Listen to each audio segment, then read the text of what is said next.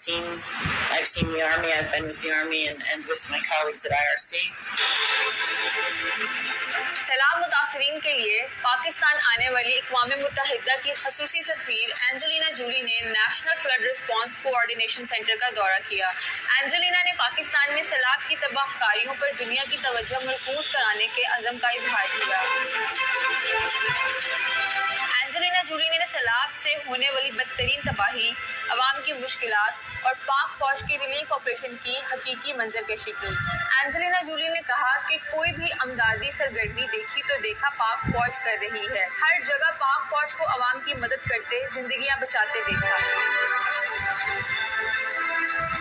جن زندگیوں کو بچایا گیا ان سے بات کی مگر وہ ابھی محفوظ نہیں، جو تباہی ہوئی ہے دنیا کو اس کا اندازہ ہی نہیں۔ انہوں نے کہا کہ پہلے جب بھی آئی پاکستانی عوام کو افغان عوام کی مہمان نوازی کرتے پایا، آج پاکستانی خود بڑی قدرتی آفت کا شکار ہیں۔